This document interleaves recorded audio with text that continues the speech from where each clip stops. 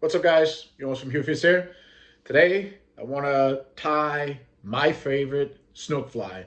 This fly worked. I don't even know. It was just absolutely incredible. It slayed the snook last year down the Everglades, and caught a bunch of tarpon on it too. So, super simple fly. Don't go to the Everglades without it. The canals down Miami and stuff like that, where you have snook, tarpon. We caught peacock on it too. It just worked. So anyway, it kind of looks like I fly it up. I tie it up in different sizes, a little bit of different colors, um, and I just always make sure to bring a bunch of them with me. So let's get to the tying. I'm just gonna pop you guys down there and I'll show you what I use for it. And it's super simple, take a couple minutes to tie and off to the canals you go. So let's bring that guy in there. That guy's gotta go. Anyway, so you gotta use some hackle. I prefer white and a 210. A little bit of bucktail, white, light blue, or a light brown was really the key. Some sort of flashy. I like just whatever, regular flash, kind of greenish or blue. Don't think that makes a big difference. And then I like the 3 to 4 millimeter eyes on mine. And I tied up on mainly a size 2. I tied up to on a 4, just if I feel like the fish are a little shy. So, but 2 was pretty much like what we used all the time last year. Anyway, let's get to it. So, lay down your thread.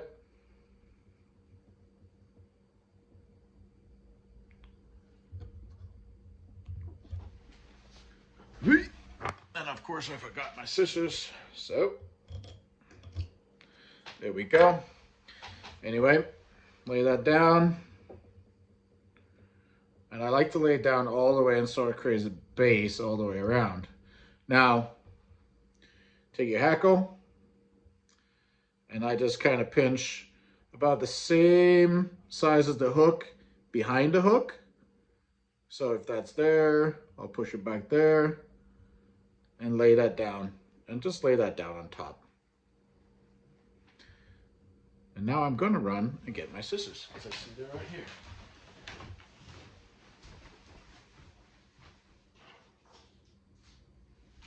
My apologies.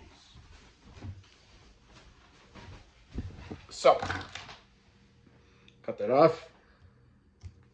Boom, just like that. There we go. Don't use too much bucktail. I think less is more in this case with these flies.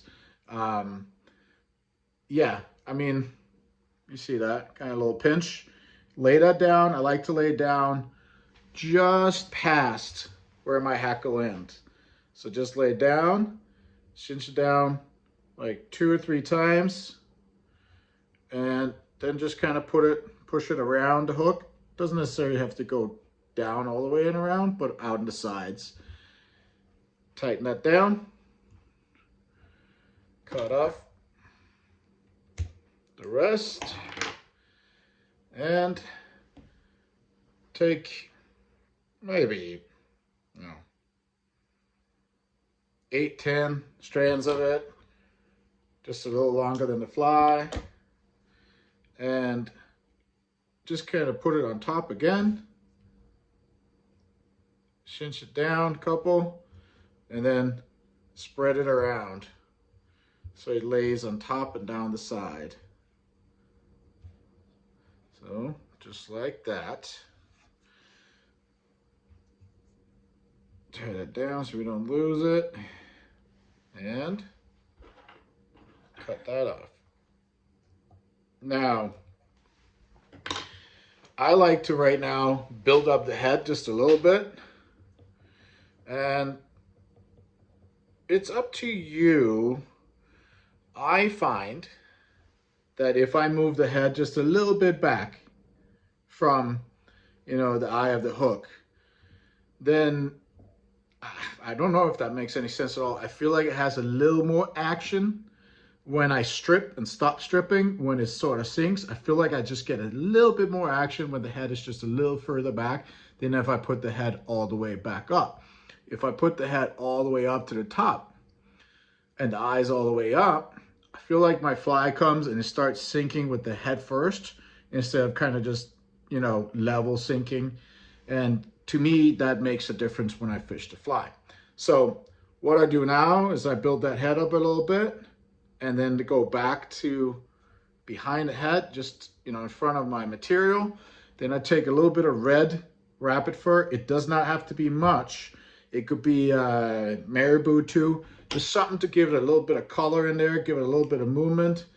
And I mean, really does not have to be a bunch. I got like, you know, a pinch like that. Turn that upside down. Just lay it down on the belly of the fly. Hold it down. And tie that in. Now, I try to use the bulk of that, as I hope you can see here, to create the head of my fly, so I don't have to use as much of the thread. So, just like so. And now I have that little bit of attractor down here. So, I think since they're feeding on the cichlid, you know, just a little bit of color in there makes a big difference. So that's basically your fly. Built the head up just a little bit. So you get a nice round head up there. And with finish, don't have to be like too fancy in your finish because we're gonna coat this thing in a minute. So cut that like so. Take your eyes, well, not your eyes, but the eyes you got here. These should be sticky. I don't feel like they're so sticky anymore, but it'll probably work. Put one there, like you see there. Turn it around. Put another one. Same spot, the other side.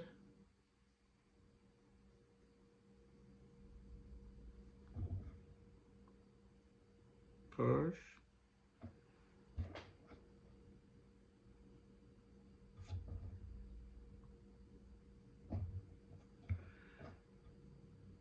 Probably add a little glue next time. These eyes used to be sticky. All right, there we go. Now come with your UV glue. And I like to just put one dab above the eyes. So I let it do its thing. Light it up. Now those eyes aren't going anywhere. Turn it around. Nice and even down here. All the way out to the tip. Light it up again. And then just for good measures, make sure we got the whole thing coated up here in the top. And light it up. So, very simple. I am not, as if you've seen some of my other fly tying videos, the competition winning fly tyer, but the flies I tie catch a lot of fish. So this one right here is a, if you're asking me, a must tie when you're going to the Everglades for snook. It is, I mean, it's the fly. It's the only fly I tie on when I go to the Everglades now. I think we had, I would call it 3 tarpon, and I mean, we were at like 70 or 80 plus snook in 4 days in the Everglades last year. All in that fly. Anyway, thanks for watching.